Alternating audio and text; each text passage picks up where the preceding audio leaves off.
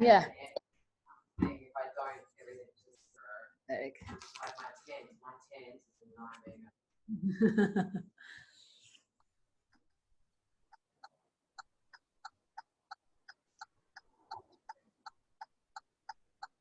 Hello, how are you?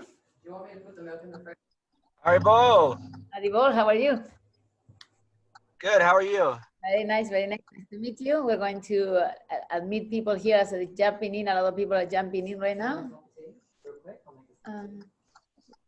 Yeah. You normal? Yes.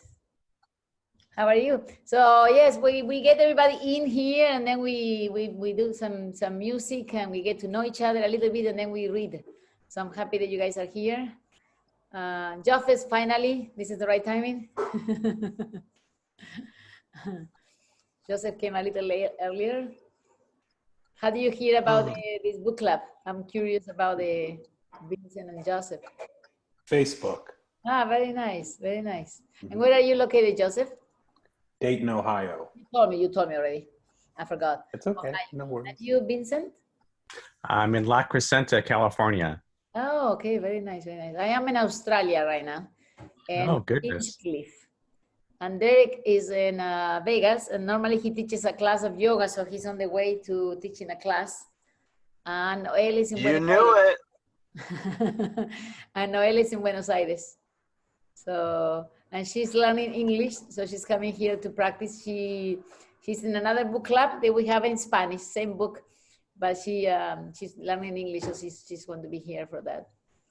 And we have Celia here, she's making a cup of tea. I'm waiting a few minutes. Normally we have about 6-10 people coming, so I'm going to wait. Where is everybody at in the book? I don't know. When you find them, let me know, Derek. I'm going to send a text. Sorry, it's breaking up. I'm going to see my phone because sometimes they tell me who's coming and not coming, so I don't know if you had to wait or don't wait. So give me a second, I check my phone.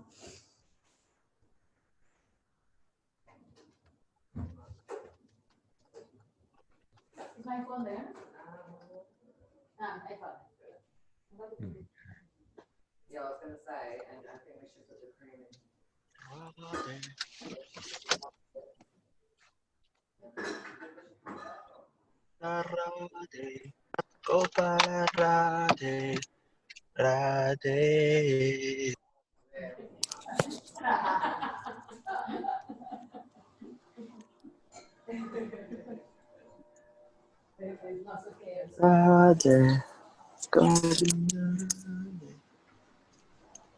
All right, so let's see what everybody says here. Do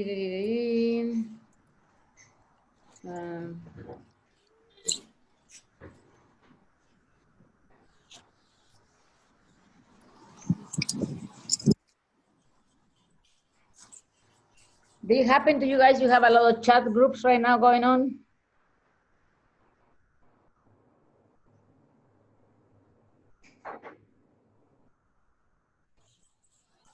Who are you speaking to? Anybody? Do you have a lot of Zoom, like WhatsApp groups right now? I have like 200 of them. I don't know, a lot of them. Yeah, they're all wonderful too. They're all Bhakti ones. So I'm very happy. You have a lot of Bhakti ones. Very nice. Varesha's coming. Lila is coming. They're coming. Manish is coming. Very good.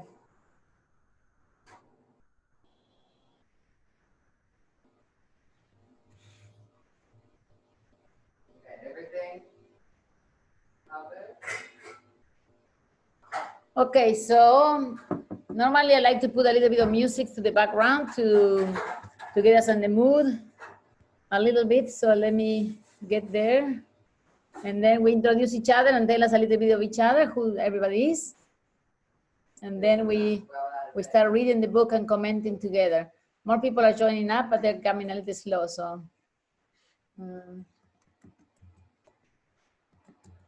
it okay to use some of this if I don't want to? Yes, 100%.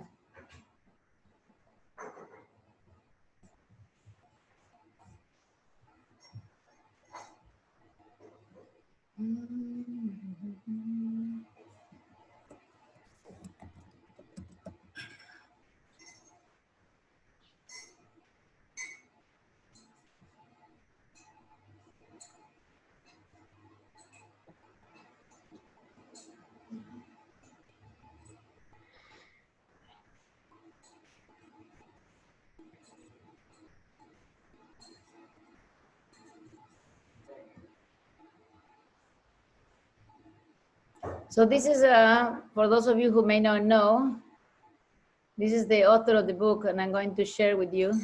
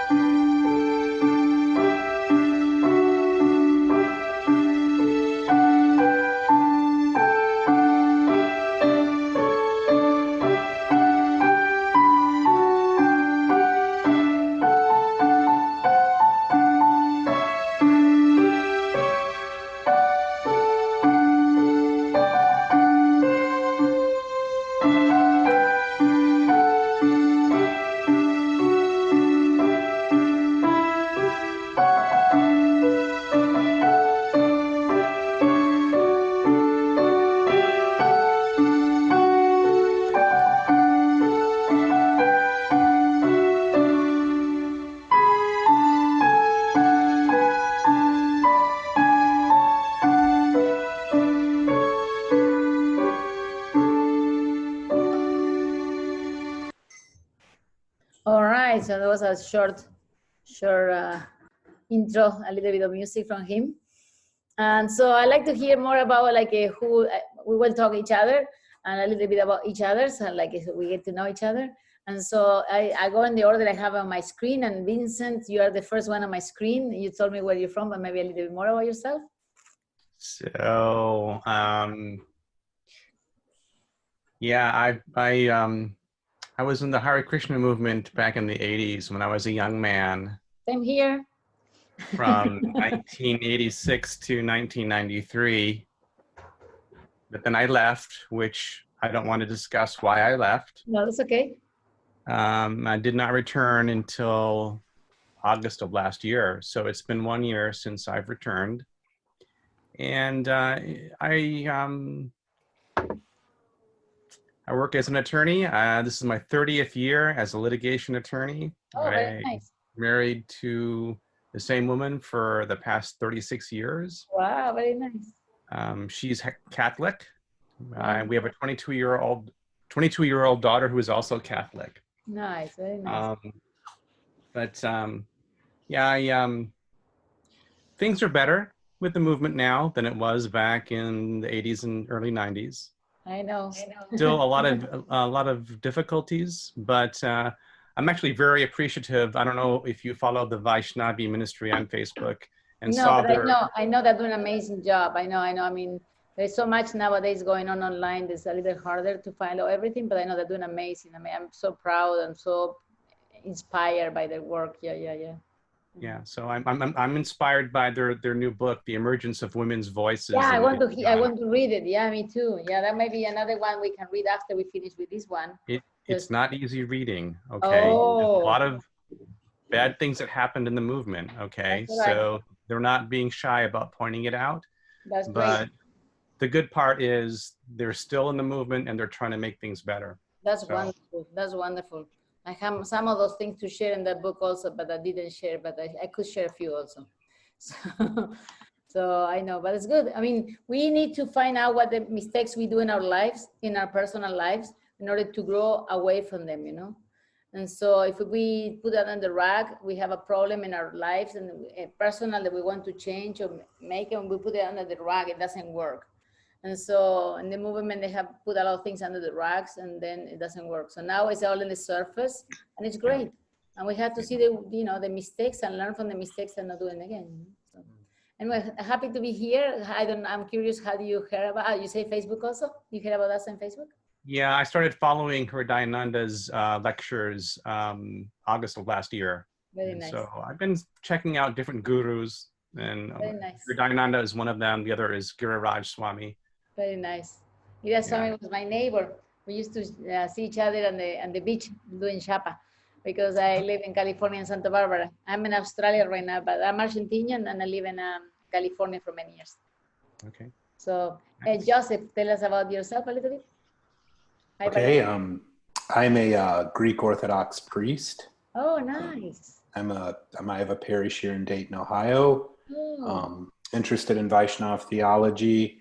I chant japa. I really like Hridayananda Maharaj's approach because I come from an ethnic church where quite often they stress their cultural identity over the mission of the church, and it's a huge mistake. And I see Hridayananda saying the same thing, and he has a really brilliant approach to explaining Vaishnav theology to Westerners.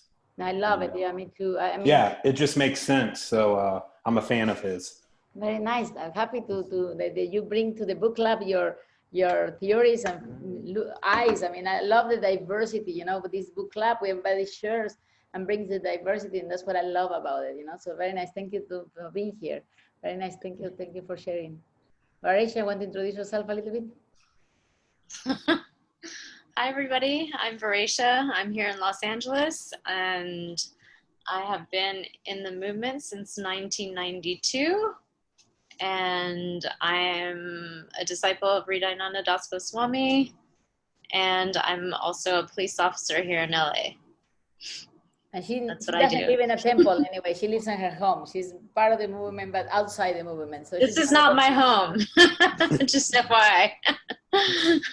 We can tell because the backgrounds, when you do the background, your face look a little bit weird. So we can tell there's a background. Yeah. It's LA, but it's not my house, unfortunately. Very nice. Thank you, Varisha. Manish, it's your turn. Hello. Well, I am Manish. I live in Santa Barbara. I met Monica in Santa Barbara here. And what else? Dancing I am a salsa. Yes. Thank you. That's how I met you. Yes. Yeah, we both share love for dance. That's true. And I am a software engineer. I work in a software company here. And I came to US almost like 2 years ago. And I came into the spirituality and got interest of spiritual studies almost like 10-15 years ago now. He's a very wonderful energy healer. He works with the I forgot the name. Pranic healing. Yes, Pranic it's healing. called pranic healing. Yeah. Is that like right? Yeah, back in the aspect. days I was looking for something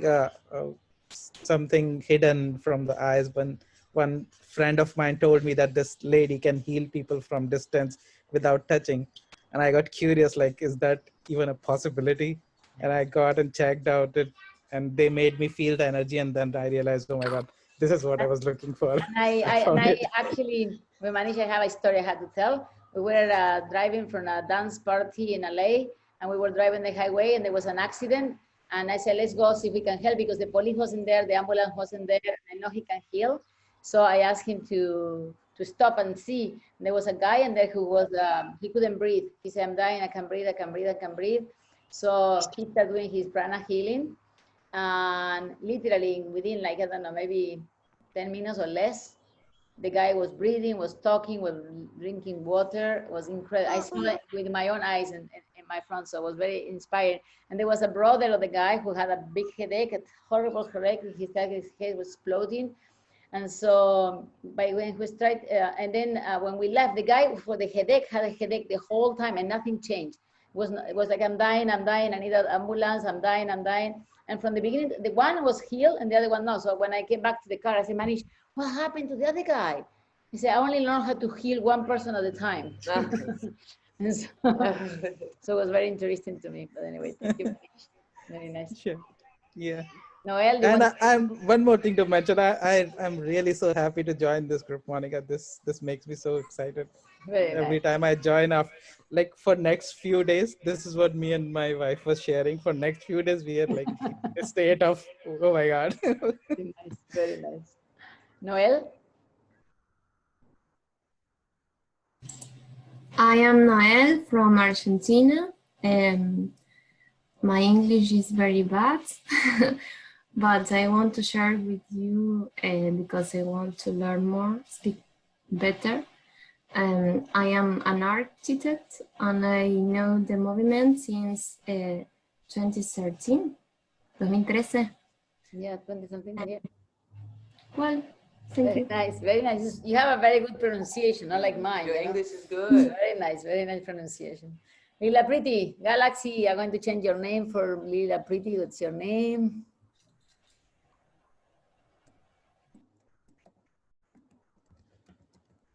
Leela, you're muted. We can't hear you. You're muted. She's saying something. You can unmute. Yeah, she said, maybe me. Yeah, Oh, yeah, you unmute her. she did it. Working now? Now, yeah, you did it. Very nice, very nice. I love the burgundy on you. I have a down jacket because it's still cold here, still winter. And Lovely. well, I'm American, but I live here in Argentina, in San Juan, Argentina, at the foot of the Andes with my family of 5, my husband and my 3 kids. You might hear a lot of noise in the background when I talk. You might have to mute me later because my husband is doing construction, even though it is almost 10 o'clock at night. And well, yeah, my spiritual name is Lila Priti. I joined the movement in 1989, the Hare Krishna movement. So I'm also a disciple of Srila Charya, Hridayananda Das Goswami. Yeah, and that's about it. Very nice. They have a self-sustainable farm and they do their own buildings. The whole house is constructed by mud and it's very beautiful, very beautiful work. Amazing. I was there when they had nothing and they have a place amazing now. Another day maybe they can show us. Pravina? You're in silence? Namaste everyone. Jai Shri Krishna. Jai Hari Bol. Hari Bol. My name is Pravina. I'm wife of Manish and we have just moved here. So I know Monica from this connection only. Hello, happy to see you. Husbands. He's having some back issues, so he's in the other room. So I love this group so much, Monica. We were just talking about it, and whenever we are in this group, whenever we are talking about Krishna and all the things so spiritual, so it's like we are supercharged. Or like very nice, wonderful.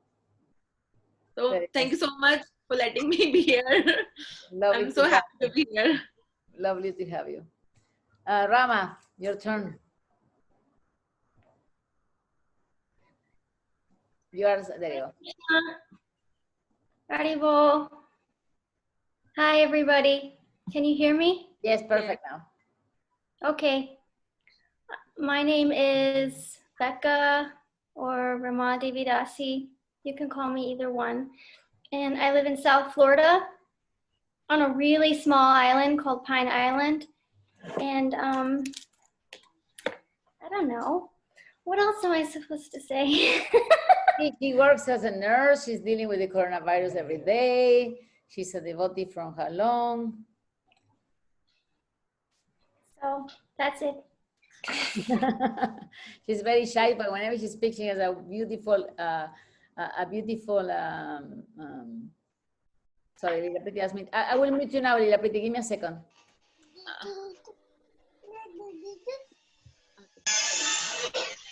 There. Okay. I did. You are Sorry, muted. I was late, All right. everybody.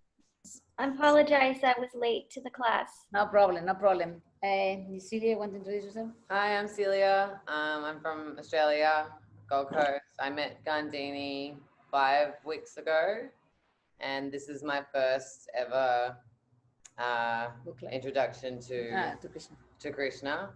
So I'm exploring it a bit. I've been on that spiritual journey for quite a while, so I'm really enjoying this. And H.D. Goswami's approach to it's like really good for my like analytical mind. So I'm really enjoying this book. All right, very nice. So my name is Monica Davos Ogandini, and I joined the movement in 1982. And then I was sent by, I was a chef for Ridananda Goswami. And then when I was his chef in Santa Barbara in 1990, something 94, something like that, he sent me to school. And so I got 5 degrees now, 2 bachelors, 2 masters, and a PhD, and all focused in statistics and teaching and learning of statistics. And I also have a dance studio in Santa Barbara, which I taught salsa dancing without drinking as an alternative for people socialize without having alcohol in the main process. That's why I met Manish. And I moved here to Australia before the coronavirus, willingly knowing that America will go through a crisis and I didn't want to be in America for the crisis. So I came here. And when I came here, I only got 1 book from the bookshelf, and it was this book. And it have changed my life, literally, because I've been out from, like I say, like you say, Vincent, I left the temple. I was not with the politics. I was left. I had a lot of things happen to me that were like not, even sometimes I have a hard time speaking about them, you know, that a complete, but Riyananda Maharaj always kept me under his wing. I asked him when I went to study, if please to give me 1 blessing, and the blessing will be that I don't forget Krishna. And I have never forgotten Krishna. And Manish knows, even when I was dancing salsa, my house, I have a big Krishna in it. And I offer my food in there. So they know that even though I wasn't in the temple or whatever, I was still like, you know, the core things I kept them going. But anyway, this book, I love it. I love it because it has the you know, many of you have seen the devotees for a long time, but she has not, and she still appreciates and she able to connect with this knowledge and this book. So I like the you know, the diversity that happens, the approach, what I want to say, the reach. It has the big reach of the different things. So we have different approach. Been doing this already for several months, for several weeks or months, and we have used to be reading a chapter and then we talk. And now we decide it's nicer when we read together and then we explore as we go along, you know. So now I remember we did love. Yeah. So we are going to God expansive being, unless Rebecca or Manish, do you remember what was the last time you were reading last week, last Page part? 37. Were you reading that part, Manish? You are silent, Manish. I read till caveat emptor. That's what I remember. The caveat. Yeah, I remember that. You're right. The caveat Just emptor. before We finished it. I think God is fair. God love us. We finished that, Rebecca, no? That's where we ended. Yeah, that's where we ended it. Yeah. So we're going to start God expensive being. And so I want to ask anybody who wants to read 1 or 2 paragraphs, and then we switch. And if we have something that we want to talk about those things, I tend to interrupt people and I say, I like to talk about these things, but please feel free, anybody, to do the same, because this is an open thing for anybody to speak about anything we were reading here. Anybody have questions? Are we okay? Who wants to start reading? Marisha, you want to start reading? Oh, sure. God's expansive being, Vibhuti. In this section, we look more closely at Krishna's relation to matter, which he calls his lesser nature. You may recall that Krishna declared that even material articles of offering are Brahman, and that Krishna later identified himself with those same articles, saying, for example, that I alone am the clarified butter oblation, I am the fire, etc. Moreover, Krishna states that after many births, one with knowledge sees that Krishna is everything. And as noted above, Arjuna tells Krishna, you encompass all, and thus you are all. In Bhagavad Gita, Krishna identifies himself with many objects and qualities in this world, in each case simply saying, I am the respective object or quality. In Sanskrit, he normally uses the pronoun aham, I, or the verb asmi, am. Here's another typical example. I am the taste in water, the light of moon and sun, sacred Om in all Vedas, sound in space, valor in men. Should I keep going? I don't know, somebody else want to keep reading, or they want to talk about this, or want to keep reading until whichever. Can I share my screen and show the book on Zoom? Yes. That way. I think you can. Identity verses, as I call them, number about 30 and mostly occur in chapters 7 and 10. Such statements have led some casual readers to conclude that Bhagavad Gita teaches a sort of pantheism, the doctrine that the physical universe is God and that there is no separate personal God apart from the universe. Other readers see in this language some type of monism, such as the unqualified claim that God is all and all is God. However, a closer look at these identity verses in which Krishna claims to be various features of the material world will make clear what he is actually saying. In my analysis of the identity verses, I will first provide the categories of objects with which Krishna identifies himself and then show how he actually explains his own statements. In verses 7.8 through 11, Krishna identifies himself with the following types of objects. 1. Essence of beings. Krishna is the life and perennial seed of all beings. 2. Virtues in people. Krishna is valor in men, austerity of the austere, reason of the rational, splendor of the splendid, unselfish strength of the strong, and desire consonant with Dharma. 3. Traits of nature. Krishna is taste in water, the light of moon and sun, sound in space, pure fragrance in earth, and splendor in fire. 4. Sacred objects. Krishna is the sacred syllable Om in all Vedas. What does this mean? Krishna makes that clear, for he frames these identity verses with what I call origin verses, which he places both before and after them. Verses declaring that Krishna is the origin of the objects and qualities that he claims to be. Thus, Krishna identifies with those objects and qualities in the sense that they are his creations, with the Creator being both one with and different from the creation. To make this clearer, let us look at the origin verses for 7.8 to 11. Can we stop there for a second? So, Manish, I don't know if you want to stop the sharing so we can see each other. I think this is a good point to stop for a little bit for me, because I love somebody saying something? I love to hear what your thoughts about this. I have obviously some thoughts about it, especially related to the fact that, you know, we were talking last time that Krishna can be approached to, if you can approach Krishna, the Supreme Personality of God, that you can approach him through his other forms of appearance, you know, like in the taste of water, and you see Krishna there, you know, if you can see Krishna in somebody splendid looking, you know, and you see you attracted somebody who looks splendid, you know, and you can see Krishna there, you know, so you can see Krishna in many forms, not just in the regular form of Krishna. So that's my thoughts are going there when I read all the things. I don't know if anybody wants to share their thoughts or their ideas.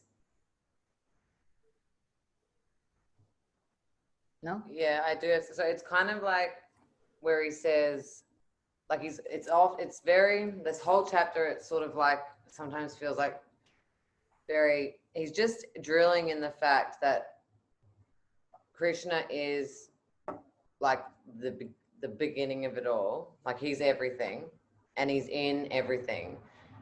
But it doesn't make it that, like, for example, like when people think the gods are him, and I don't know. See, this stuff is like, it's basically just saying he's in us all, he's in everything. Like he's the creator, he's in everything. Like that's kind of, is that what it is? Yes. I'm not missing the point? He's saying that.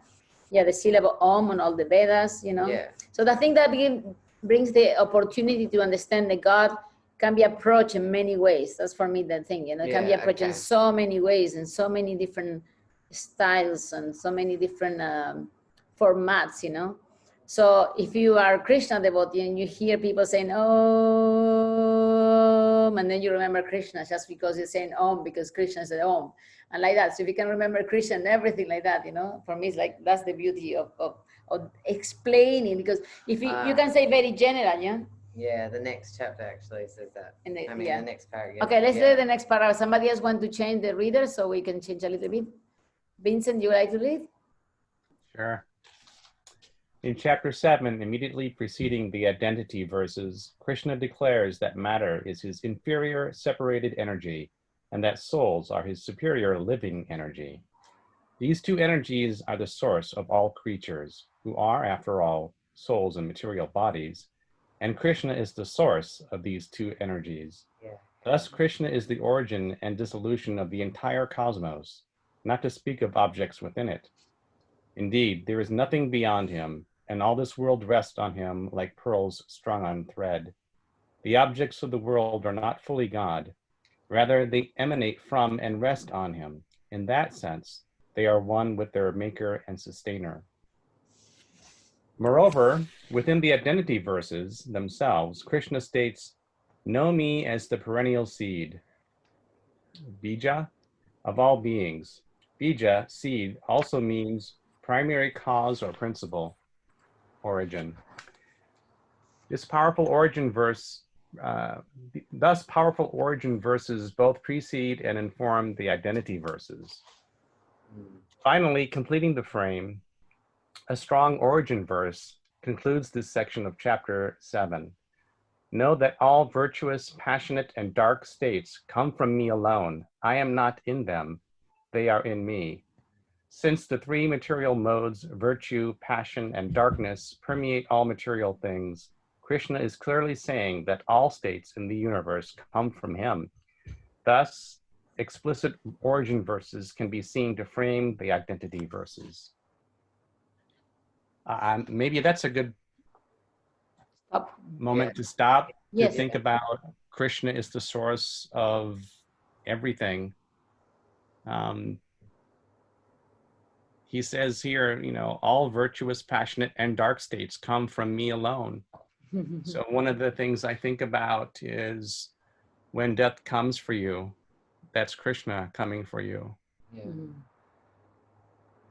Okay, that's yeah.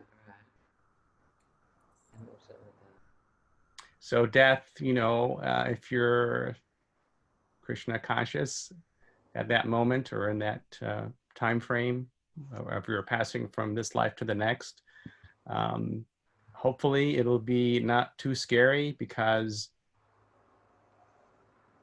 you feel confident that Krishna is coming for you.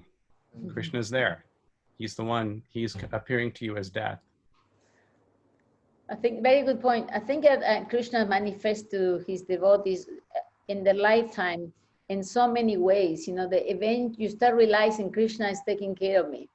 In this life, you can feel already his protection, that he's present in your life. So when the moment of death comes, I don't know, because I'm not there, hopefully I don't have to be there close. But at the same time, you know, it's like, I feel like, you know, like when I move so much in my life, I have so many different things, but, you know, there is always this, I can feel Krishna's taking care of me. I can feel that. I can feel Krishna's taking care of me. So I think in the moment of death, I will have the certainty, even if I'm leaving this planet, I know he's going to take care of me.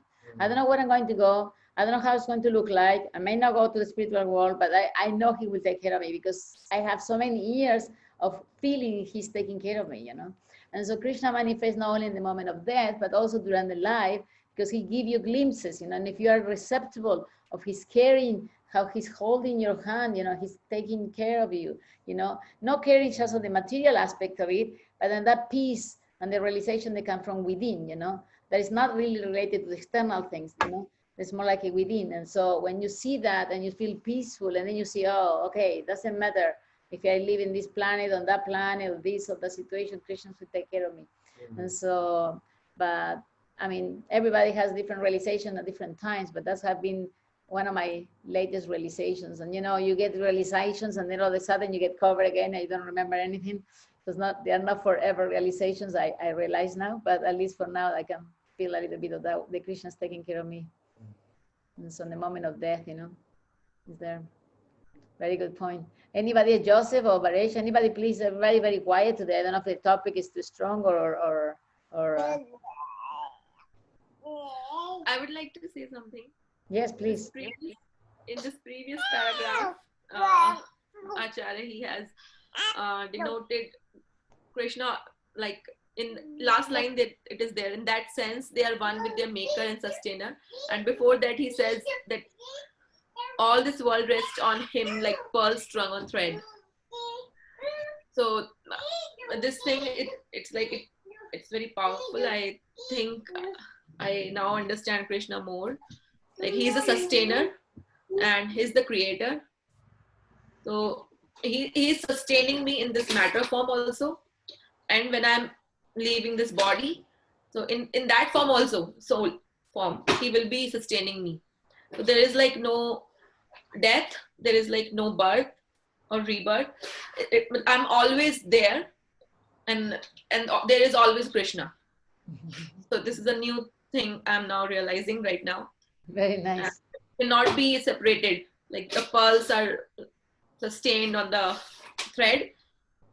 Only then they make sense. Like a pearl is single alone. It makes sense. But when it is on a thread, when it is meaningful more, and when it gives you some kind of aspect of beauty, togetherness. So very it's nice. like the whole universe is there, and we are all pearls, and he's the thread that is connecting all of us. Yeah, very nice, very nice, very nice, very nice, Pravina. Anybody Yeah, else? I just had an insight. I just had an insight on like what Pravina mentioned. Like pearls are strung together with the thread, which is Krishna. And if we consider ourselves as pearl, then maybe the reason we are connected to each other is because of Krishna. It's the Krishna which is keeping us together. Very nice, very beautiful. Yes, very nice. You make me, your realization make me bring a big smile on my face, you know? Like, you know, it's like me too. Like it was smiling from the heart or something like that. Varesha or Joseph want to say something, or Rebecca, if you know we can read in. I want to give opportunity to everybody. That's why you don't have to, but I'm just giving you the chance. Keep reading. Somebody else want to read now a little bit?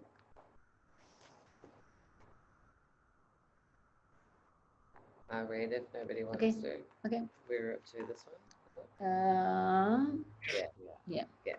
Krishna is teaching that creator and creation are one, but different. The fifth feature of God mentioned in the previous subsection.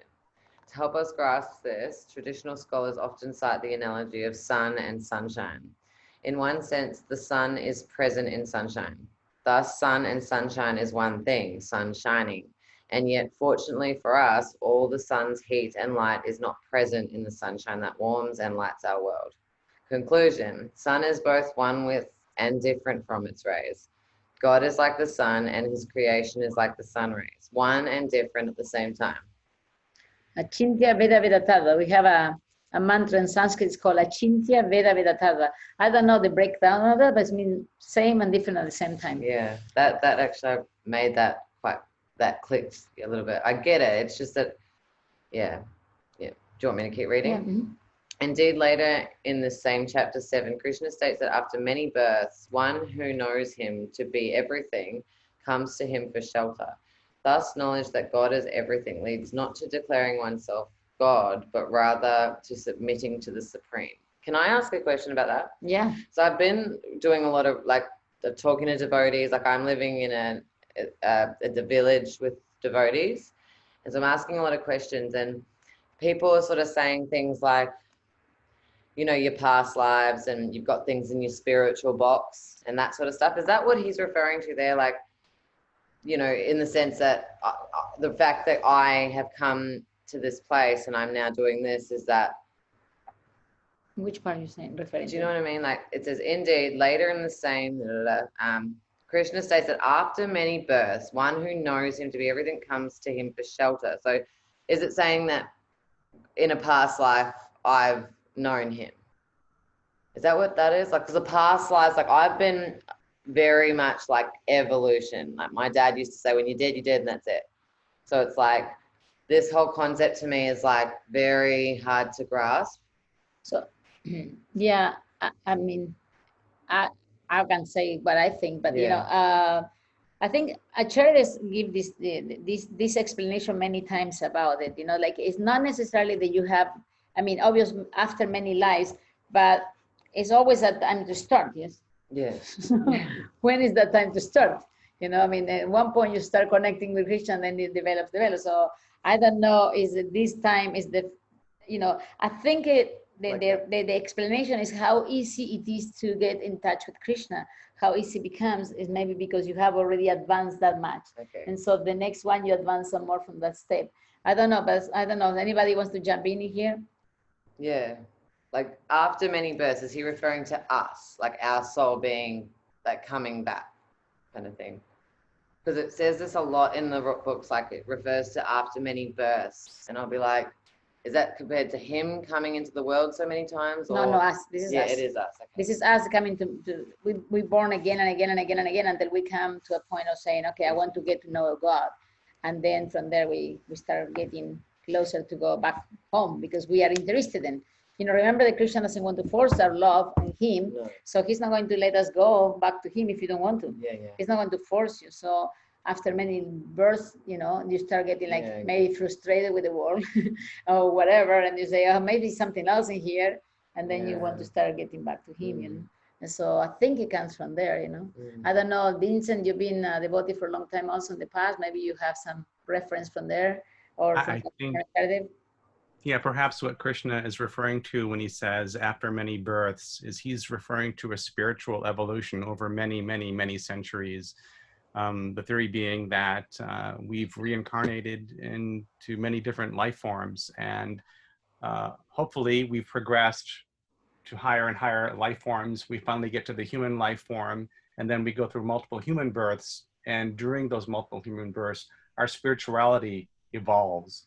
And eventually it evolves to the point where we have a taste for Krishna. We have an understanding of who Krishna might be. I think that's what he's referring to. Yeah, because it's funny because I've really been trying to surrender to this, and because I've always, even though I've had no influence, I've always known that it can't be, it can't just be bang and we're all here like this. It's like it just can't be. What do you mean? Like the whole evolution concept that we just banged into existence. Bang, yeah. You know what I mean? Like I just don't think, I just can't, that can't be. Well, the Big Bang Theory, there was an explosion.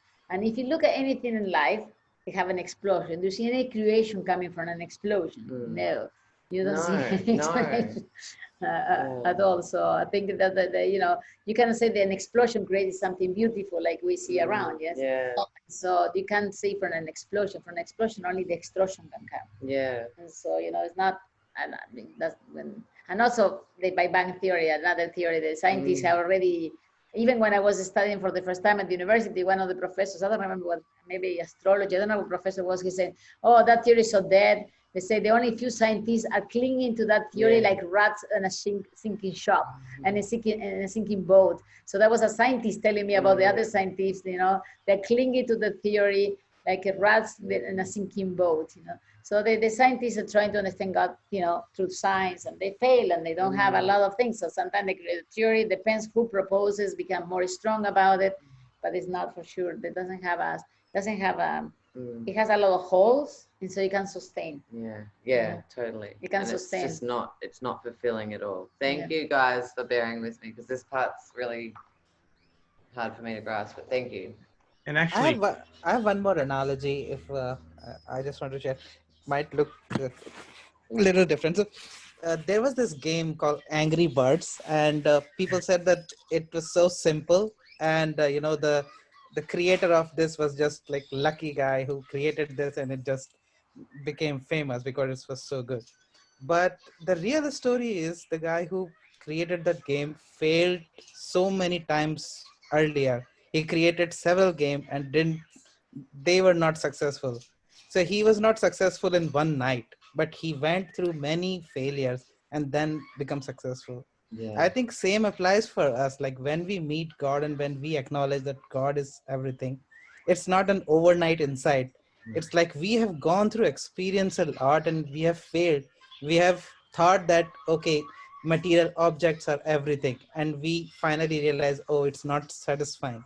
Then we experience something else. And it's after so many experiences that we finally understood this pattern that, yes, it's God, which is everything. I think that's what he's referring to, that people take many births before they come to God. So ask the question too. So Acharya is just saying a text. He said we can ask him on the phone. So I'm going to send him the question. What was the question again? And he may answer. Oh gosh, so it's just basically in regards to like our spiritual box. So So like past lives, and we're I'll read the thing. Okay, cool. So Krishna is teaching that creator and creation are one but different. To help us grasp this, traditional scholars often cite the analogy of sun and sunshine. Hang on, no, that's not that bit. This bit here, sorry. Okay, no, I get it. Yeah. Again. Okay. Yep. Okay, so indeed, later in the same chapter 7, Krishna states that after many births, one who knows him to be everything comes to him for shelter. Thus knowledge that God is everything leads not to declaring oneself God, but rather submitting to the Supreme. So after many births. What was your question about? Yeah, so it's just basically like we're it's that spiritual journey that I'm still trying to grasp, that we've got many different lives, the reincarnation thing. I think this whole thing is the thing I'm here. Sweet. Anyway. Under pressure. Anyway, so we'll see. Last time he came and answered personally because he was in a walk. So I asked him if he was in a walk, we can ask him again, but he's not, don't worry. He said he's at home, so anyway. All right, so yes. Yes, Vincent mentioned that we are taking so many births. So before human life, we have some other forms also. We come in other different forms. Our soul is always evolving. So I remembered one thing I'm going to share with everyone. It's a little bit maybe embarrassing also, but I don't know. You decide. So I'm Hindu. So every time we have so many deities. Like we have 33 crore deities. So many. It is always difficult to maintain a relationship with one God. Like we have all these festivals going on, and since the beginning, when I was little, so I was always a very big devotee of Lord Shiva. So when I came into this Krishna, how I came into it, suddenly I got this feeling inside me. I know him. Suddenly I got a feeling like, otherwise I used to devote all my energy, spiritual energy towards Lord Shiva. I will always think about him. I will not think about anything else. Then suddenly I felt like, okay, I know Krishna also. He has always been there. We are singing his bhajans, we are singing his songs, and we know him. Okay, we listen to the phone in a second. Okay. Give me an answer. Yeah, go ahead. Keep going. Okay. So we know him, he is always there, but I felt like we should have known him better because he's always there. And then suddenly when I realized I know him, so it felt like he has always been there, but I didn't know him. So at that point, I realized that even I don't know what changed. I didn't change. Nothing changed about me. I'm still a devotee of Lord Shiva also. But suddenly I felt like, oh, he has always been there, and now he is making me understand things in a very different way. Yeah. They were not there before, but now they are there. So it is like my soul evolved. Now what I feel, now when I am reading Gita, it's a different Gita for me. When I to read it earlier, it was a different Gita for me. Now I think I know him better. I know different kind of thing about him. Maybe that I didn't like them before, but now I know them, and I really want to be very close to him. So maybe that is when I know my soul has evolved, or Krishna was just wanted me to see this is also a like pattern, and then you all come towards me slowly. I don't know what it is. Yeah. No, that's okay. So he's answering here. So I would put. The point is that if you come to Krishna consciousness, it means you've already done the many lives, and this life you can become perfect. That's what Prabhupada said. If you understand Krishna now, you've already done the many lives. Yeah.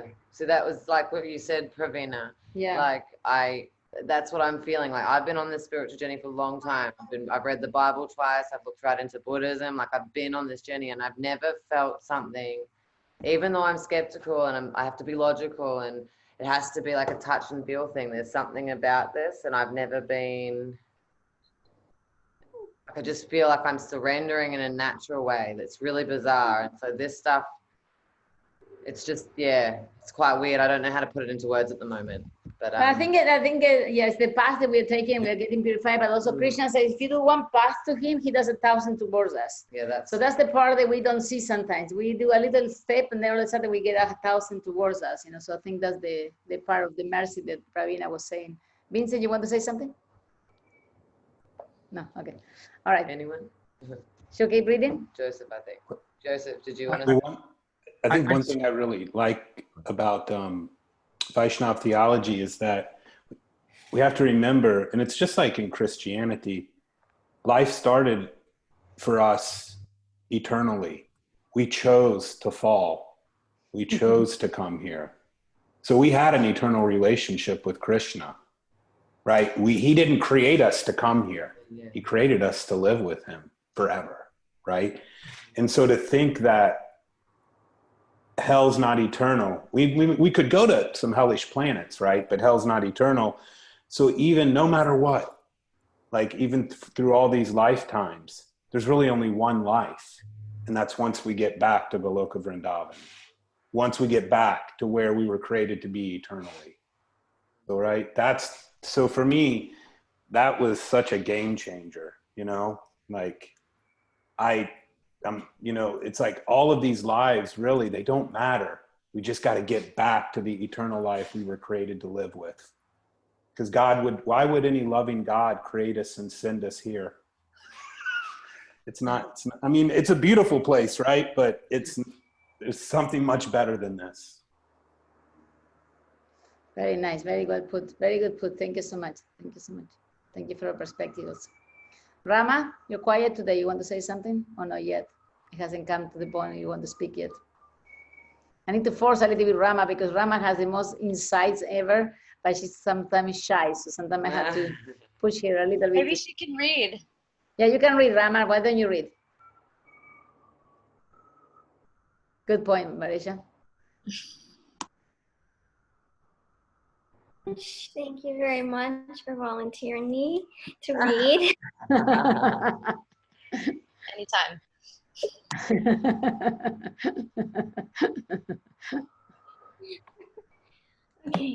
Okay. Where did we stop? Where did we stop? We stopped almost the last paragraph on page 40, starting with You want me to start with Krishna identifies himself? Right there? Or before? I think in chapter 10, Krishna gives a much larger set, that one. Okay.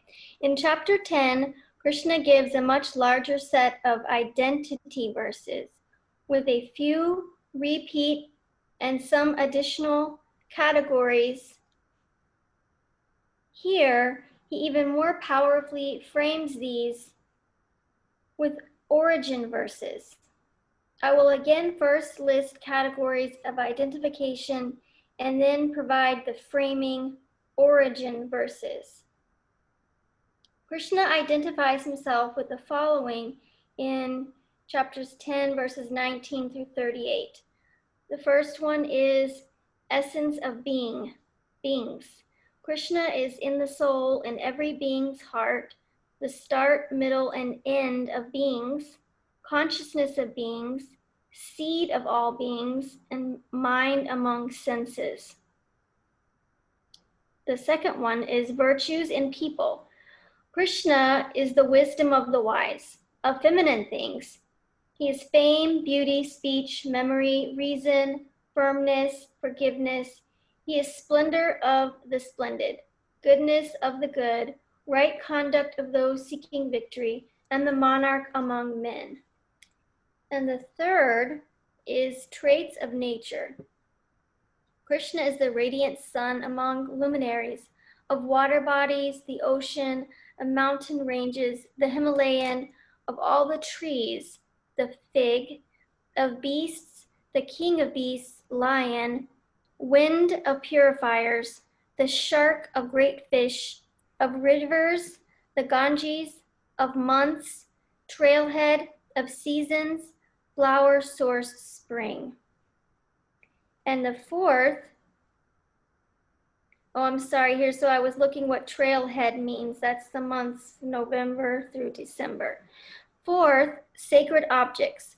Krishna is Samaveda of Vedas, of sounds, the one that does not perish, of offerings, the quiet chant, of hymns, the great hymn, Gayatri of metered chants, of sciences, the spiritual science.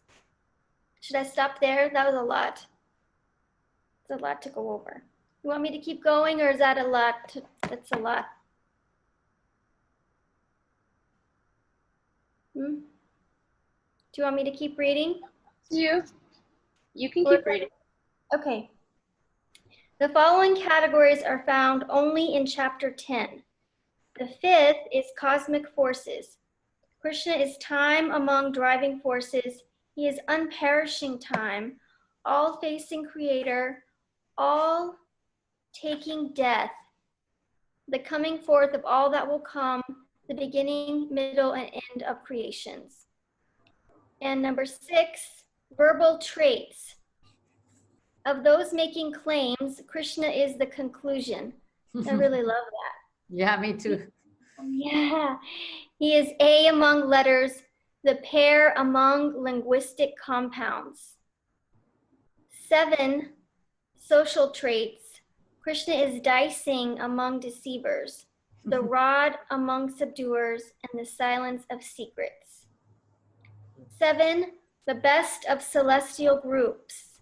Krishna is Vishnu of Adityas, Marichi of the Maruts, Moon of Nakshatras, Indra of gods, Sankara of Rudras, Kuvera of Yaksha Rakshas, Vayu of Vashus, Begetter Cupid, Prahlad of the Daityas, Vasudev of the Vrishnis, Arjuna of the Pandavas.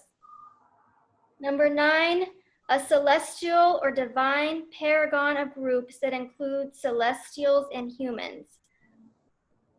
Oh boy, this is a lot of big words here. Krishna is Kanda, military leaders, Tridratra of the Gandhavars, Ananta of the Nagas, Varuna of aquatics, Aryama of forefathers, Yama of controllers, and Rama of weapon bearers.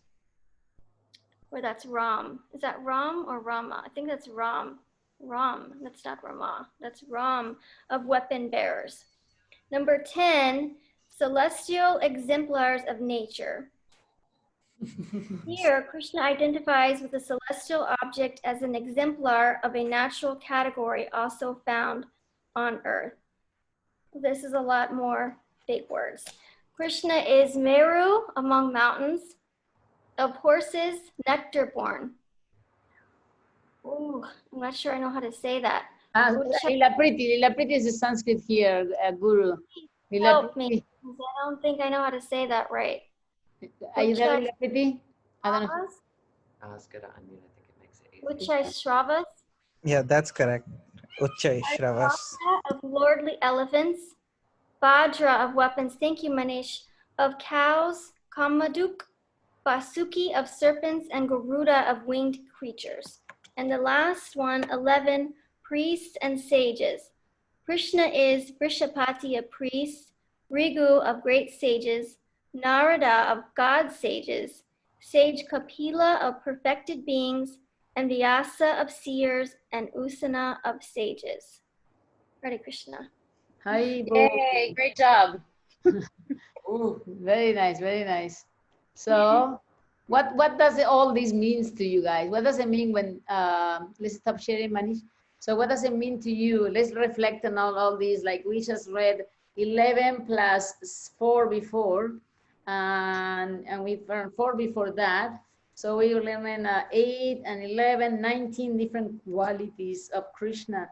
And so what does each of us think about when you think of all this labeling and mentioning about things? What comes to your mind? What is the reaction to it? I'd like to hear a little bit from each of you. Yes, go ahead. So, of course, as humans, we have a limited capacity to know things and to express ourselves. And so I think what's happening here is we're trying to grasp what is the Supreme, what is Krishna, what are his qualities, how can we see him? And well, here's a few of the things that, he's described as all superlatives. But in the end, the list is unlimited. And there's no way you can ever know all the qualities or characteristics of Krishna. But for me, I guess when I read these, it's just reminding me Krishna is everything. Krishna is the supreme in everything.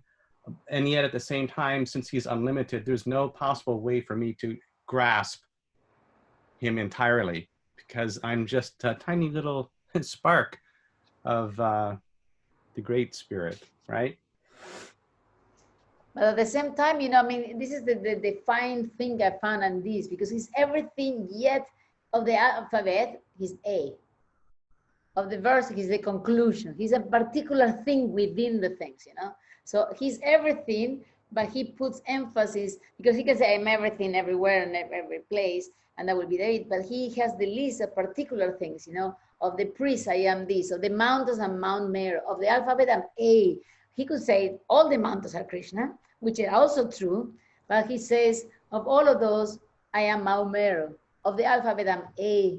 Of the verses, I'm the conclusion. So why he's making those distinctions?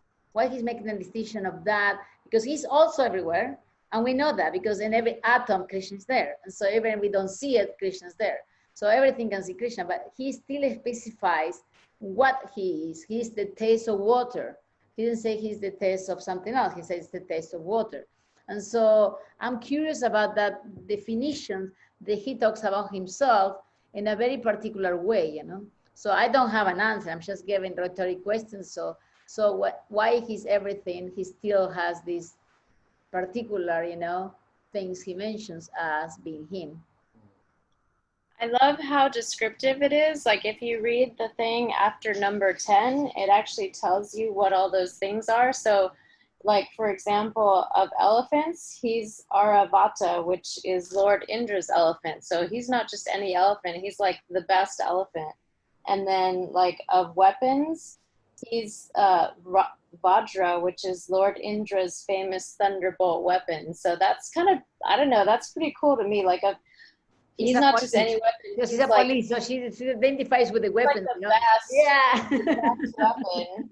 And then even like he talks of cows, like he's not just any cow, he's Kamaduk, which is Sage Vaishista's mystic cow that yields all desires. So he's like the most best desire yielding cow. I don't know, I just really love like the way Krishna describes himself. Yeah, me too. That, I am in love with his description, and I like Pravina said, I start to get to understand him more by this type of description. But I have these rhetoric questions of how come that he mentions those things and not everything. Yeah, I think I have answer to that. So Krishna is everything. That's true. But I remember from Mahabharata, Arjuna asked Krishna, like, if you are in everywhere, how do I know you? How do I see you? How do I identify you? Then he says, look at the best of best. There it will be very easy for you to see me. Look at the Aravat in elephant. Look at Rama in all weapon bearers. You can identify and see me very easily over there. Very nice. Thank you. Your point. I love it. Very good point. Very good point. Anybody else? Y también lo voy a decir en castellano, vos traducilo. También de acuerdo al estado de la persona, Acharyadev dijo que, por ejemplo, para un alcohólico, Krishna es el sabor de la bebida alcohólica. He said also that according to the stage of everybody is in, and the last lecture he actually gave, he said, even if you drink an alcohol, if you think Krishna's in the flavor of the alcohol, you are thinking of Krishna, So yeah, like everything is Krishna. And I think it depends on your stage of consciousness, you can see him in different ways and relate to him. I remember a story that was given to a guy who was homeless, living on the street. And he had a lot of lice, lice, and you need to take them all and whatever. And so he was praying. I said, God, when I see you, I will take all the lice from your head and I will crush them all, I will take care of you, and I will. And so one priest came and said, God, doesn't have lies. What are you talking about? You know, you need to meditate, and you know, you are so, and then God manifested to this priest and say, don't bother my devotee. Because all his reality, his world was lies, and getting rid of lies was the most, you know, the most satisfying experience of his life. So he wanted to offer to Krishna the most satisfying experience of his life, which was, when I see you, I will take this and I will wash you and I will take these things out of your head, you know. Like, and then, you know, Krishna relates to each of us independently, like you said, Noel. And so, but did I translate what you said or not? ¿Traduje lo que dijo ella o no, Varesha? No me digo cuenta. Yeah. Okay. Yeah, and I was also going to add to that, like when she said for an alcoholic, the taste of alcohol is Krishna. And actually, I think it says somewhere that if you're thinking that that's Krishna, you can actually make spiritual advancement. Yeah. So no matter where you're at, if you're thinking of Krishna like that. And then I was going to address Rama's question. What does it mean when Krishna says he is dicing among deceivers? I don't know. Correct me if I'm wrong, but wasn't dicing the game that the Pandavas were playing when they lost Draupadi?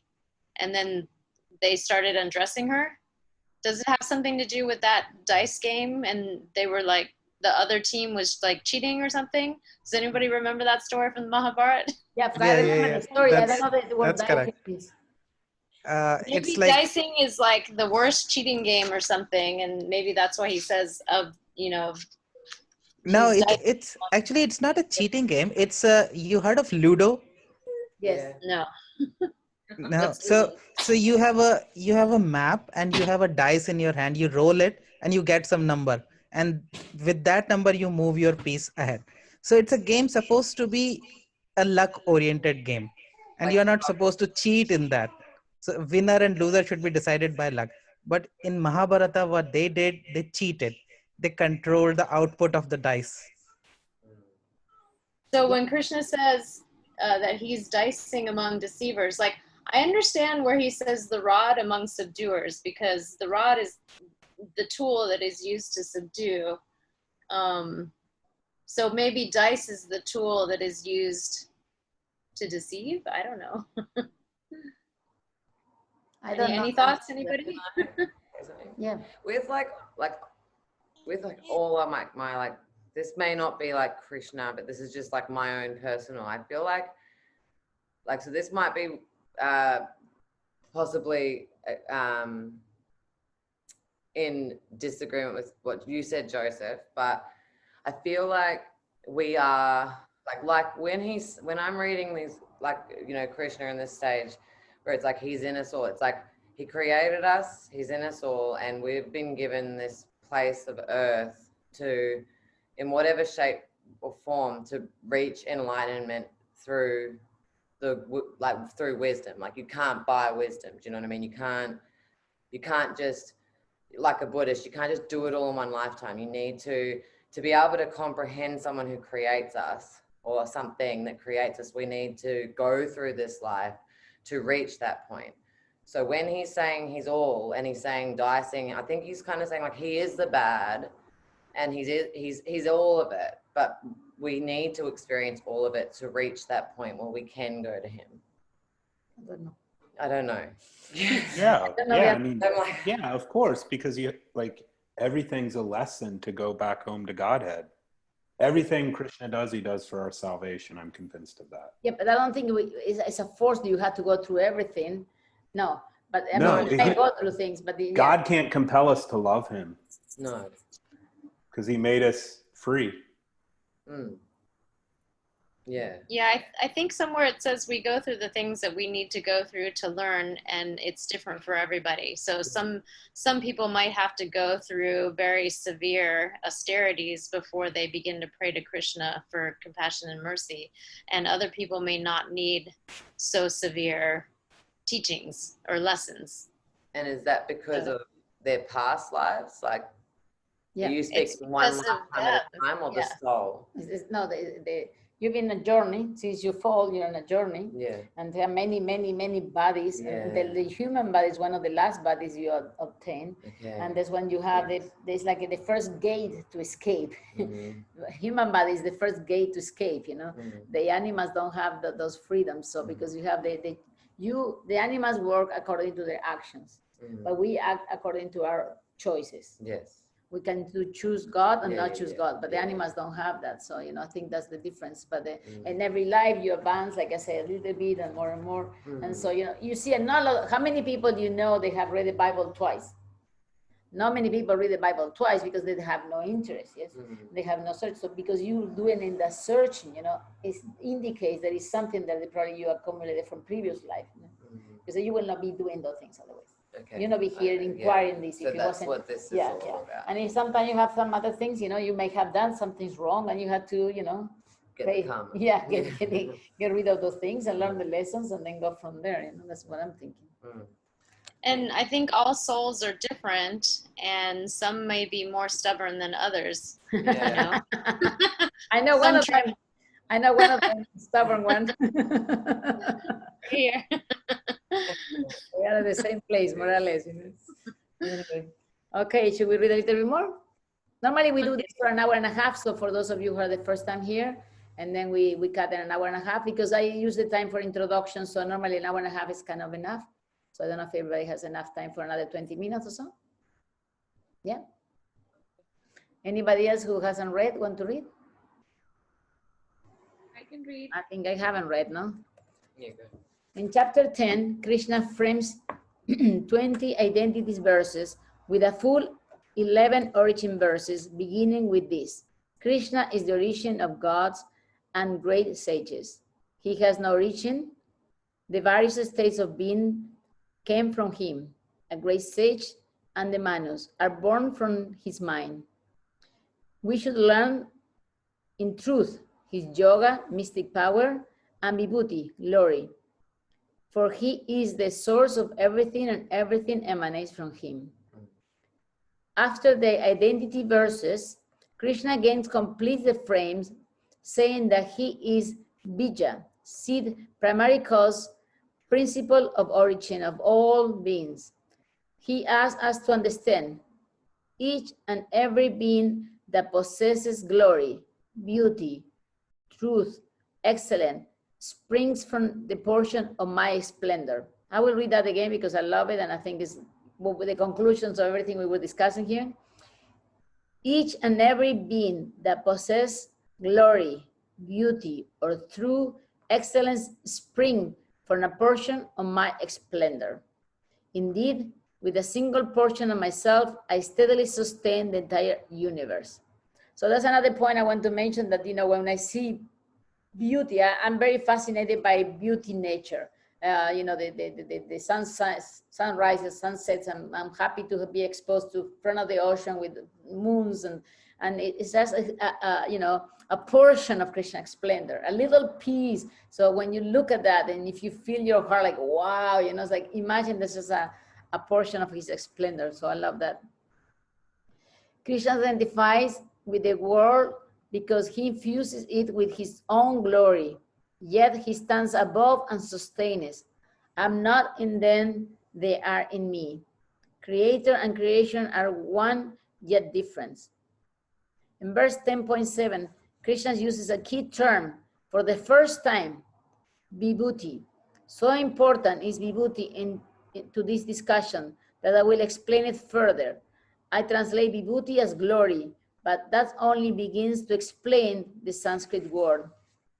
In the word vibhuti, the prefix V indicates differentiation, distribution, diffusion, or expansion. And bhuti, from the root bhu, means being, existence, especially flourishing existence, prosperity, might, power, fortune, etc. The composite vibhuti thus indicates flourishing, mightily existence that expands, multiplies, and prevails, and ends my greatness, superhuman power, splendor, glory, magnificence, etc. In chapter 10, Krishna explains that he is the source of gods, sages, and indeed of all states of being in this world. He calls his remarkable power his vibhuti, expansive might, etc. And yoga, mystic power. After hearing Krishna's glory and glorifying him in turn, Arjuna asked to hear more about Krishna's vibhutis. He is a very literal, if not literal, translation of Arjuna's request.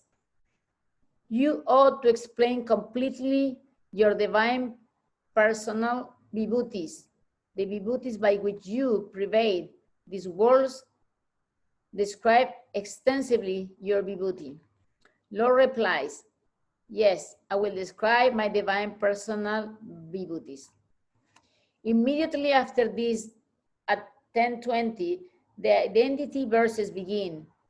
So, for example, when Krishna says, of the trees, I am the holy fig tree, we should not conclude that every holy fig tree on earth is the original God, but rather that this type of tree is an exemplary vibhuti, an expansion of Krishna flourishing creative might and being.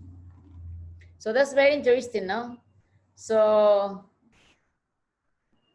that of all the trees, I am the holy fig tree, we should not conclude that every holy fig tree on the earth is original God, but rather that his type of tree is an exemplary vibhuti, an expansion of Krishna flourishing creative might and being. Yeah, good. After Arjuna repeatedly asked to hear about his vibhutis, Krishna says that he will describe them. Then at chapter end, Krishna says that he has just given an example of my vibhutis. Extend, for there is no end to my divine vibhutis. Indeed, each and every being that has a vibhuti, glory, etc., beauty, or true excellence spring from part of my splendor. Again, Creator is one creation, yet each glorious creation is but a small part of Creator infinite glory. Thus, there is not a hint of the Gita that Krishna is actually Arjuna. Did I read that correctly? Thus, there is not a hint in the Gita that Krishna is actually Arjuna. Thus, Arjuna is Krishna. Thus, there is one person or one impersonal object, that their individuality is illusion, or that Arjuna has any other ultimate duty or wish than to serve the Lord with devotion. Further, Krishna described material nature as his inferior energy below the living souls who animate. Krishna oversees nature, causing it to act. To those who take shelter in him, crosses over this illusory material nature. Nature is not God, it belongs to God. I will end there. It's a good time. Can I just talk about the paragraph right before the last one? Yeah. I just think it's really significant. Can you stop sharing, Manish, please? I just think it's really significant where he says there's not even a little hint in the Gita that, you know, Krishna's Arjuna, Arjuna's Krishna, that they are one person, because there's, you know, a lot of people that say we are God and I am one with God and all this stuff. And, you know, that's nowhere in the Gita. And he says it right here. And like their individuality is not an illusion. Like they are individuals. They are not each other.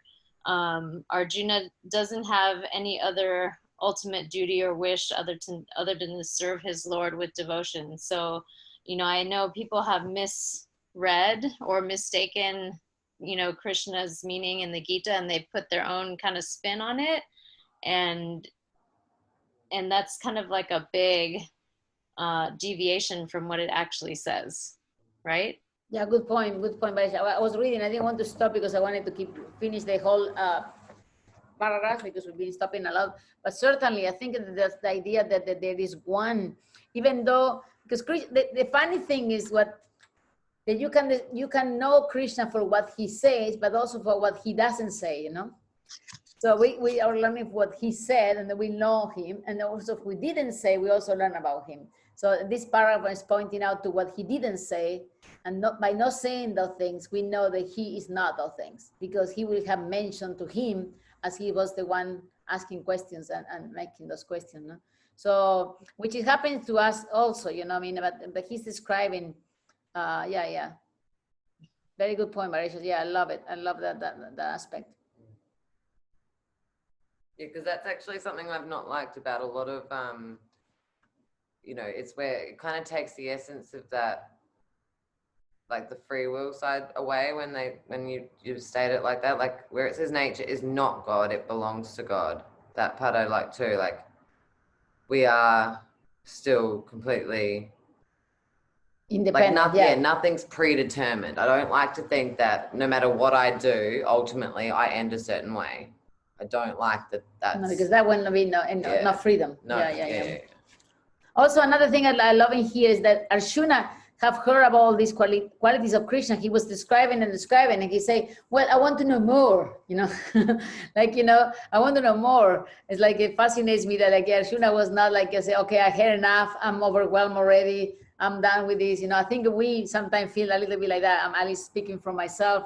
I need to digest all the things you told me. Let me digest this, and I want to know more, but I'm trying to digest what you just told me. But Arjuna obviously was like a sponge, you know, say, I want to know more.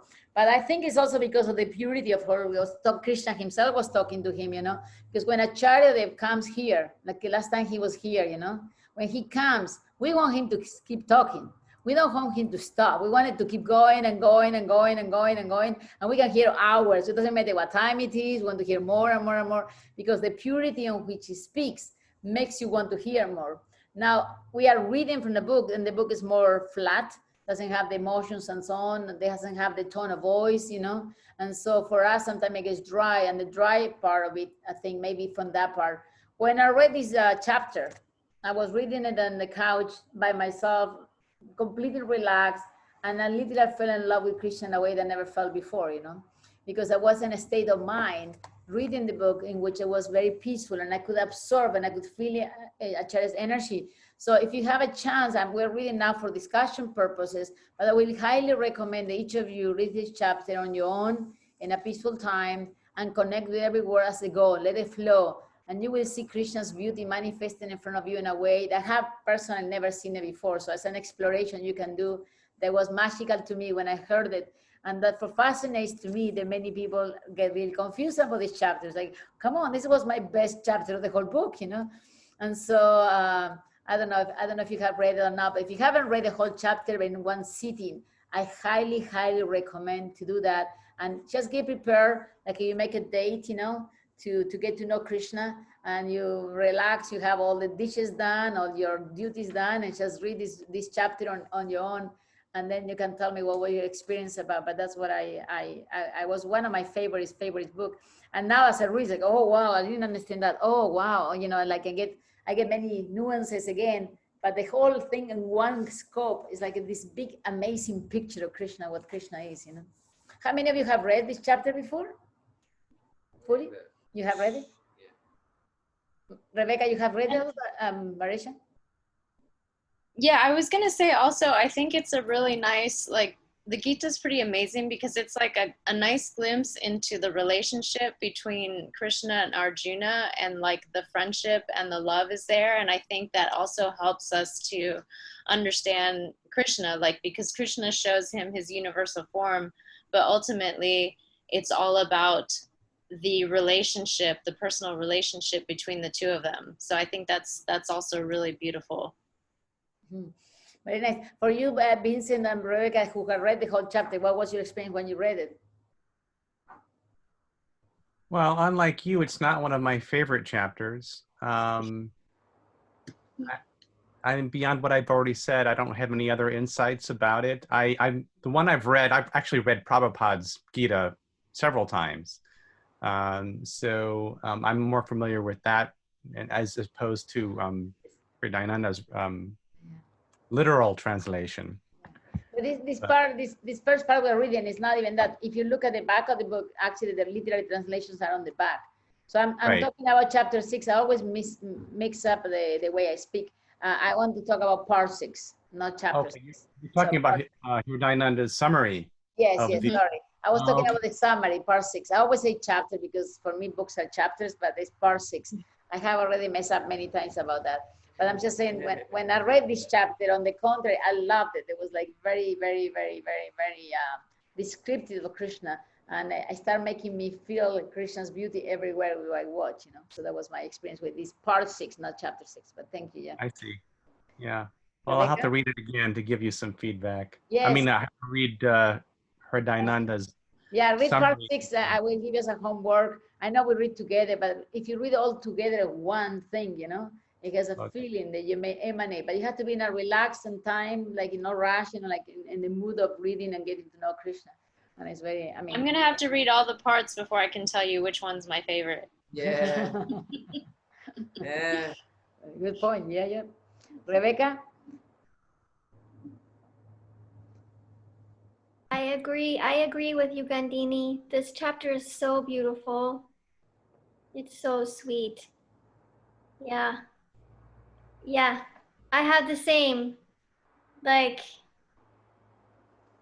just experiencing Krishna in a way I never experienced before. It's just, it's good. Yeah, very Yeah. special. Very special. It's very good. Very special. So should we keep reading? How are we doing in time? I am in California. I have on my computer my time from California, and in here I have my Australian time. And I was talking to people in Argentina, so my head is literally, I have no idea what time it is. It's been an hour and a half, so it's 7, and I think we're at a good stopping point since Yeah. we have a new section. So do you want to just stop here? Yeah, yeah. So anybody has any last comments, any feedback or anything? Thank you for participating and sharing and giving your feedback. It was very nice to have you, Joseph and Vincent, for the first time. And your contributions are very valid. And like, you know, Noel also speaking today, everybody spoke, so very nice. Lila Priti didn't speak, but I know he had a construction in the background going on. And so she's the scholar, Lila Priti, who just left. She helped Riyananda Maharaj write his dissertation in Sanskrit. She was the editor of his dissertation in Sanskrit. So you have an idea what the Lila Priti brain is like. She's a genius, a genius. She's like, you know, I don't know, incredible, incredible, incredible. So she, her husband is doing a construction because has 2 daughters, and one daughter was living in America, and they came back home now because of the coronavirus, and now they have only 1 room, and they're building the 2nd room, and they want to hurry up. So they're, because he's also, now they cannot move in Argentina, so he's constructing, and he's passionate. So he's 10 o'clock at night, 11 o'clock at night, he's going to finish, and then he finished the house. So that was the noise in the background for her. So she couldn't participate too much, but anyway. So how, anybody else want to share anything? How was your first experience? Yes, Vincent? I want to recommend to everyone, Hridayananda Goswami has a 2.5-hour lecture with the students at Caltech Yoga Club. Yeah, I listened to it. That was amazing. You should Yeah. listen to that because his breadth of knowledge in every aspect you can think of, history, science, philosophy, is pretty amazing. And the way he addresses these students and answers their very challenging questions is very comforting, because I happen to be a lover of science. I think the scientific method is, you know, a great way to know about the world. But, you know, even Hridayananda Goswami has said he likes science too, because, you know, he said in one of his lectures, he appreciates the fact that medical science has helped him personally. But science is not the only method of knowing about the world. And when you are asking a philosophical question, you should not be turning to science to answer the question. And he goes through all these distinctions between different areas of human knowledge in this lecture to the Caltech student. Mm-hmm. So I recommend it. And it's just one of many of his lectures where he addresses the apparent conflict between science and religion. Is it on YouTube? Okay, Yes. so I want to say we have a group, WhatsApp group called, you know, the book club, And so if you don't mind to add you to the group, and then you can send the link to all of us there, and then Okay. we all have it if it's okay with you. But I don't have Yeah. your number, so you can send me your number here on the chat, or I can give you my number and you add me yours. I give you both of you my numbers, and I have a WhatsApp +1. Yeah, it's the one called Yoga in All Circumstances, right? Oh, I have to go back and look. So that's my It's like number. 2 hours. Thank you, Joseph, and I will add you to my WhatsApp. And then Vincent, thank you. And then you can post it in there. So everybody who's here today, many people didn't come today, but there's more people who come normally. Another maybe 5 or 6 people come. And so my number is 805-452-2107. It's from California. You saw me squinting? Yes, I squint too, and I have glasses. Sometimes with my glasses, and these are progressive, so sometimes I have to aim in the right place to watch. So nice to meet you both. Super exciting to have such a diverse. I love diversity. I love diversity. I love very young new persons to the Krishna consciousness. People from India, people who've been a devotee, people who are priests from Greek Orthodox. Architects, police, all kind of diversity people. I love the diversity. I think that brings so much richness to the conversations, So Can I just say one thing really quick to Joseph? Just a tidbit of information. My best friend got married in the Greek Orthodox Church wearing a sari because her priest was very open and diverse, and it was a lot of fun. Yeah, because she's Where was also this at? in Los Angeles. She's here in LA, and she's a devotee, but she's also very Greek. Is that Filio? She Yes. had to be baptized, right? I'm sure she was baptized. Yeah, her whole family is in the church, and yeah, okay, got it. the whole That's 9 yards. But beautiful. her That's priest awesome. didn't mind at all that she wore a sari. Yeah, it's beautiful. Thank you. Very nice. Very nice. Thank you, Manish. Thank you, Pravina, for your insights also. Love to have you. And next week again, and we continue reading. Homework, everybody read chapter 6 on their own. We keep reading anyway, but it's good to have I think all in one scope and get the whole sense of the wholeness of it, It's very, very special. Sometimes it's too much, so everybody's different, don't have to be forced. So if it doesn't flow, don't make it force, But if it flows, I think it's a good experience. All right, we have other programs we do. On Sundays, we get together with devotees. Now is actually becoming bilingual. And so we have 2 programs. We have several programs. We just finished a cooking class. I was doing a cooking class. We cook vegetarian dishes and we cook together and we normally eat afterwards. And then we have a program which is called Bhakti Sadhana. The Rama comes sometimes. That program is in Spanish, but there is a one in English now at 6 in the morning. So the Bhakti Sadhana is, they do like 35 minutes every morning, starting at 6 in the morning in California time. And so if you wake up early, Pravina and Manish, you can do the Bhakti Sadhana. I think you will love it because what people do, they sing a few mantras for 10 minutes. And then we read for 10 minutes the Srimad Bhagavatam. And then after that, we meditate, we chant Japa Hare Krishna mantra for 10 minutes. So it's everything, and we try to keep it consistent to 35 minutes maximum. And we cut something somewhere if you need to cut, but the 35 minutes has not changed. So the people can know that they can go to work and they can have that things. And we started in Spanish, I don't know, a couple of months ago. We have about 30 people coming almost every day, and it's super nice. And different people read, different people sing, and it's very, very beautiful. So if you want to be part of that program, it's also available. And then the Sunday is the fun day because in these places we get to know a little bit each other, but not too much. On Sunday, we just literally eat and we get to know each other when we have different talks and whatever comes up, we talk. And last time we had 3 singers, so we sang 3 different songs with guitars and different things, So it's like a hangout kind of place, on Sundays. And last time we have enough people to be English speakers, so we had a bilingual. And so somebody was translating in a chat what was spoken in Spanish and so on and so forth, And sometimes we just stop and translate, And so we have those programs because association, is very important who you are with, And so if you can be with people at least like-minded, or at least they want to share, and get to know as a person, because we want to get a personal relationship with God. but we can get a personal relation with God if we cannot have a personal relation with people around us. You know? And so we're trying to, in that mood, you know, have a personal relationship with each other. And Noel reads a lot and presents a lot in the talk that we have in Spanish, the sadhana in Spanish. And Rebecca is in both sadhanas. We have one in Spanish at 5 in the morning and the one in English at 6 in the morning, California time. And Rebecca sometimes goes to both and Noel goes to both. For me, it's 10 o'clock at night. So for me, it's very late. I try to go to one of them just because I like the association, but I finish and I go to bed. But anyway, so those programs are there. You can follow us in Krishna West Virtual. We have Instagram and we have Facebook. And Krishna West Virtual, we post in there the programs. And so many of the IDs are the same IDs as this program. That's when Joseph came early. We were cooking. He came to the cooking class actually. And so because it's the same ID.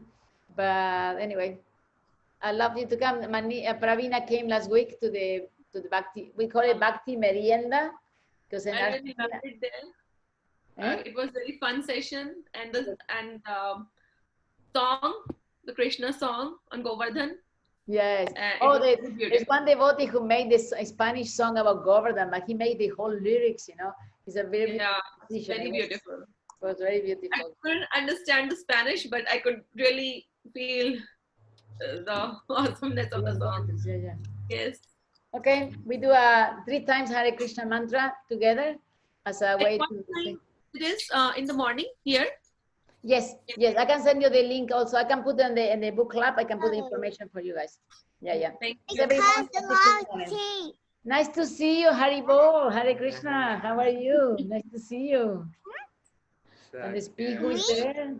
Very nice, very nice. So we're going, help me sing Hare Krishna now 3 times, okay? So Hare Krishna, Krishna Krishna, Hare Hare Rama, Rama Rama, Hare Hare. One more time. Hare Krishna, Krishna Krishna, Hare Hare.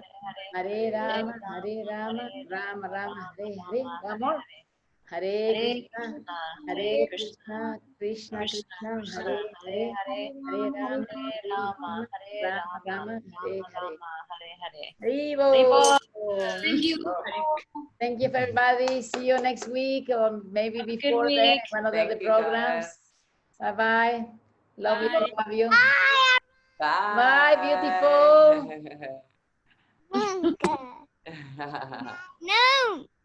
No. Bye. Monica, she miss you so much. One day she asked me she wants to talk to Monica. Okay, how are you? We don't have time to play anymore, to draw colors and so on. So far, I miss you too. And today I talked to Elea, you know, Elea with her baby. Oh my God, I miss her so much. I know, we need to play. It's hard to play now we are here. No? Say bye. Bye, Pio. You look beautiful also. You want to sing a song for me? Huh? You want to sing a song for me? You know how to speak Hare Krishna? No. Yeah. No. Okay. That's all right. Don't worry about it. Don't worry. Bye-bye. Thank you so much. Love you. Bye-bye. We're going to do a Krishna salsa. We're going to do the choreography for that salsa song I gave you. That's it. I looked for that song, yeah, but it's not available anymore on YouTube. I have another link. I send you the other link. I see. Okay. At the link. Bye-bye. Bye-bye. Beautiful. Thank you for participating. Bye-bye.